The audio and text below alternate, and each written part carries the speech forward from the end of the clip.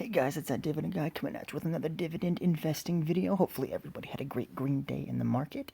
Hopefully everybody made some money today. Today we are down about $79 or pretty much 80 bucks. For the week we are down $43. The month mark we are up 274.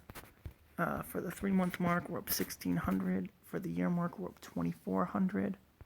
An all-time since April 13th of 2018 when I started investing. I'm up $1,900 or 9.5%. Let's take a look at the individual holdings here, starting with the Dividend Aristocrat Realty Income, the monthly dividend-paying stock. I have 15 shares. Market value is $923.70. Average cost comes to $45.38. 4.1% of the portfolio is in realty income. That will go up. This is one of my favorite companies. Today, we're down $6. Total, we're up $243 or 35.7% on realty income. Then, we have a Dividend King in Altria. We have 148 shares, about $6,400 of market value. Our average cost is $43.84. Makes up 28% of the portfolio. Today, we're up $28. Total, we're down $91, down about 1.4%.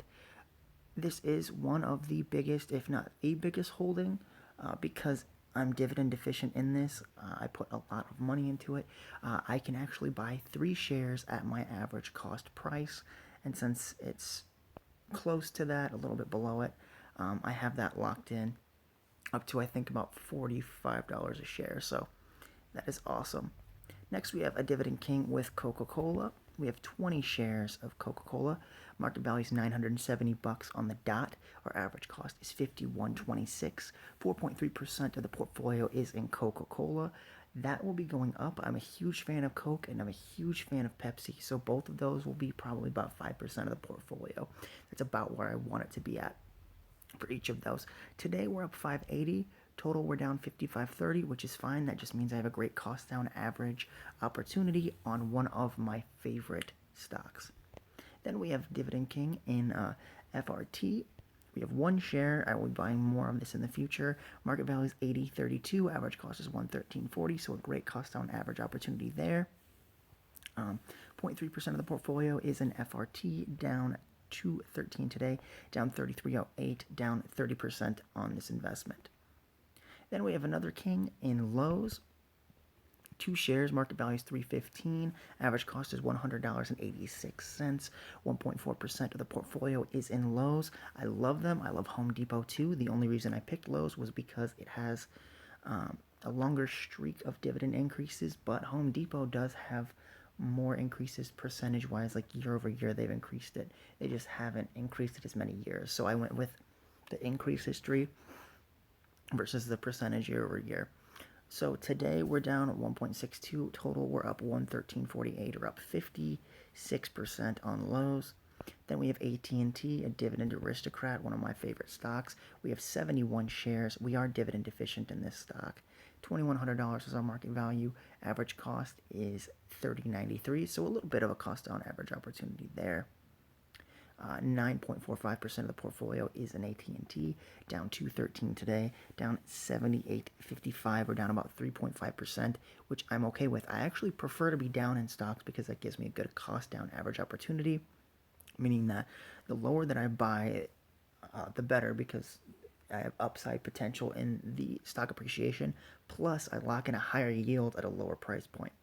This stock was at like $38 for a while, got almost up to $40 a share, and my average cost was about $31, about where it is now.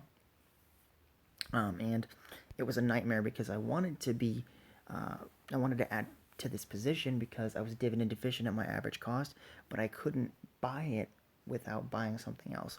And that's where the next stock comes in, AbbVie. We have 60 shares. I bought this during an acquisition, so the price was hammered. $5,700 in the stock. $72.22 is our average cost. 25.7% of the portfolio is in AbbVie. Today we're down $9. Total we're up $1,400, or 33.2%. Originally, I bought just enough AbbVie at the time to be dividend efficient at my price. Now I'm not using it to do that because I can't buy a full share, and partial shares actually gives me really bad OCD, so I don't do that. What I've decided to do is I'll use the dividends, which is about 70, 80, about 71 bucks from AbbVie, and I just dump it into AT&T because they pay the same time. So I dump it into that, or I'll dump it into ExxonMobil, depending on how I feel. But from here on out, the dividends from AbbVie. Excuse me. Oh, sorry, it's 11. Not super late, but I woke up early this morning. The dividends from AbbVie do get poured back into AT&T simply because I don't want my average cost to go up that much, so I'm no longer putting money into AbbVie simply because it's so far above my average cost. I don't want to go up $24 a share. I'm a fan of AbbVie, but I'm not a fan of paying $20 more than what I felt was a deal. So then we have Target. We're on to 36912 now. A Dividend King. We have 10 shares, about $1,300 of market value, $87.68 is our average cost. 6% of the portfolio is in Target, down $17 today, up $4.81, up 54.8% on Target. Then another Dividend King in J&J. We have 2 shares, $300 is our market value.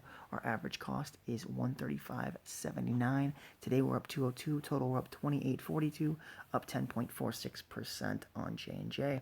Then another Dividend King in 3M. We have 2 shares, $328.76 is our market value. Our average cost is $147.28. 1.47% of the portfolio is in 3M. Today we're down 66 cents total. We are up 34.21, up 11.6%. Then we have Walgreens. They are a dividend aristocrat in contention of Dividend King status. I have 6 shares, about $245 of market value. We're below $40 for our average cost. About 1.09% of the portfolio is in Walgreens. Today we're up 31.5 cents. Total we're up 507, up 2.12%. This will be a decent size in the portfolio. I feel like it's a pretty similar holding to AbbVie. I do like the retail exposure, but I do like the way it's diversified because it has a pharmaceutical within it, and it's a very well-known name in the space. And they actually built themselves up by literally building the brand and building the Walgreens stores. They didn't do acquisitions, so that's why I prefer them over CVS. Next, we have ExxonMobil.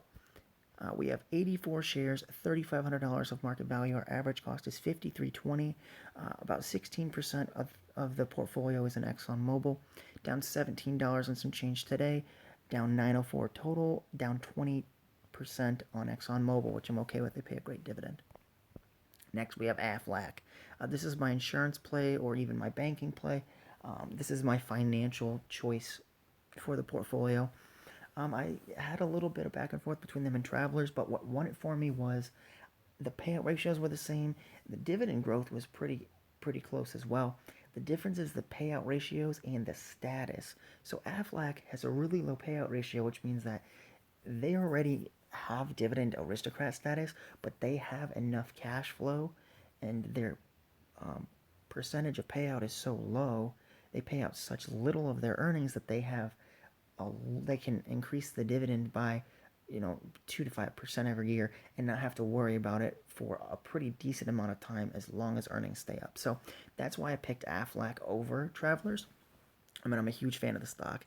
I actually bought them with leftover cash from the Altria buy, I believe.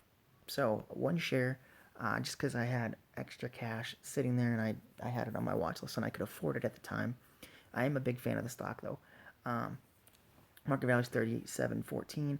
Average cost is $35.75. 0.017% of the portfolio is in Aflac. Today we're down 4 cents. Total of $139. Up about 4% on Aflac. Then we are on to the watch list. Here I just say yay or nay whether or not I would buy the stock. Leggett & Platt, definitely a buy, at least $15 of upside there. Cisco at 59.85 is the 52-week high, so about $30 of, or 24, 25 bucks of upside, definitely buying it there. Genuine Parts at 93, $10 would be 1, 03, so definitely enough there for me to buy it, just enough. PepsiCo at 138, not enough for me to buy it. Kimberly-Clark at 157, not enough for me to buy it. Colgate is only $2 off, but it's so cheap that I would be okay buying about 10 shares. It'd be $770, and I can afford to do that with the amount that I originally was putting in the market before I got hurt. So this one I would be able to make an exception on. Next, Procter Gamble. I know it's not very far off of 52-week highs as well. This one I would initiate a small position and say, like, if I bought Colgate, right, I had $770, and this is 136. So say I bought 2 shares at like a, so if I had 7, 8, 9, 10, so I could pay about $300.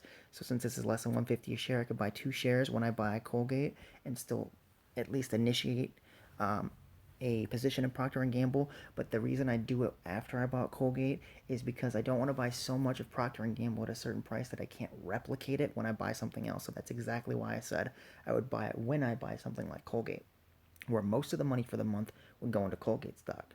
But then I could get, with the leftover money, I could buy some Procter & Gamble because I'm a huge fan of the company. I love the diversification and everything that they put out, and management's phenomenal. And I'm just a fan of the stock. So that's how I would play it, though. I'd make sure I bought something and then bought Procter & Gamble with the leftover cash. So I'd buy like 10 Colgate and then 2 Procter & Gamble. That way I'd still have some cash left over as well. But at 136, I don't really care about the price of Procter & Gamble. It's one of my top 5 favorite stocks of all time. So I just want to get it into the portfolio. I don't really care about the price because I can always buy lower than my initial. As long as I don't have like 150 shares or something crazy like that at a certain price, I'll be all right to initiate a higher position and cost on average. Then we have Caterpillar at 138. 52-week high, have about 20, almost $20 of upside, so definitely buying it there. Essex Property Group, anything at or below 300 is phenomenal. So at 218, it's a flip and steal. It's one of those. It's up there with Procter & Gamble and Colgate for me, actually. I might buy this before I buy them because I really do want to have more aristocrats in the portfolio. Kings is a really big percentage right now due to the fact that Altria is so big, and AbbVie and Exxon are actually aristocrats because they haven't hit king status.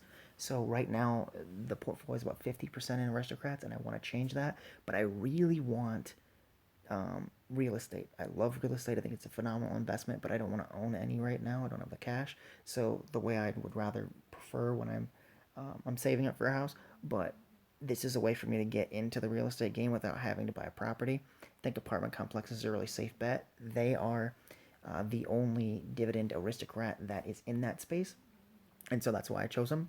But I would actually probably I plan on buying this before I buy Procter and Gamble. But at 218, it's a steal. I know the price for this because I've watched it for so long. The 52-week high is 334. So at 330, at 300, I'd have $34 of upside. So that's why I said that. I'd even buy it at like 315. So that's because then I'd have like $20 of upside. So the most I'd buy it at is like 315. But so at 218, I'm definitely buying it because that way it's like $100 off for me. Next, we have Clorox, not touching it because I know its 52-week high is it's close to the 52-week high, but this is an aristocrat, not a king. So this is one of those that I would buy. But unlike Essex Property Group, there's not a lot of value here, and I think it's a bit overpriced, and I'd want to buy it at a lower. Like I'd buy 1 share, but I wouldn't put a lot of money towards it right now, simply because I'm trying to buy it at a better value. Then McDonald's at 210. It doesn't have enough upside. It needs $15, so I wouldn't buy it here. Then Disney. So this is the end of the dividend portion of the portfolio. Then we're on to growth. I know I had Apple, but I made a couple changes. So I got rid of Apple, and I got rid of, I think it was Netflix. I'm going to reevaluate the growth stocks that I want. I know I'm going to have Disney. I know I'm going to have Berkshire. And I know I'm going to have Facebook. I might even do some Tesla. I know I had Google as well. So I might do Tesla and Google. But I'm still kind of up in the air because there are some companies that I've been looking into, and even companies that are going to IPO that would be considered growth stocks that I'm interested in, something like a Robinhood or an Airbnb. I'm very interested in. So I'm gonna try to keep, even if I choose like Disney, Berkshire, Facebook, and Google. I might switch Google out for Tesla too. Um, I want to keep that last spot open just in case there's a growth stock that I become a fan of or that I find later. I don't want to be locked in with that part of the portfolio quite yet. But with Disney at 128, I definitely buy it here. Berkshire Hathaway at 208, definitely buying it there. 231 is its 53 high, so if you add $20 to it, it's only 228, and I still have a little bit of leeway there. So definitely buying Berkshire here. At Facebook at 262, not quite enough upside for me personally, so I wouldn't be touching Facebook here. So anyways, guys, that wraps it up for today. I just want to say thank you so much for watching. Thank you for all the support. I'm so excited to finally be back, um, posting videos. Thank you so much for checking up on me and supporting me and stuff like that. I really do appreciate it. Remember, if you're new here, if you like passive income, if you like stock market news, portfolio updates, that kind of thing, anything financial or stock market related, please join the family. Hit that red subscribe button because it means a lot. And that way, um, if you hit the bell notification, you'll get notified every time I post a video, which should be Monday through Friday, as long as there's no like crazy storms or I don't get another car accident. So life stuff happens, and sometimes you need to take a break because you literally don't have a choice. But my goal is to be as consistent as possible with this channel. So if you're a fan of passive income in the stock market, this is definitely a place for you. So thank you guys so much for watching. Remember to hit subscribe and the bell notification. I'll see you guys tomorrow with another dividend investing video. Take care, guys.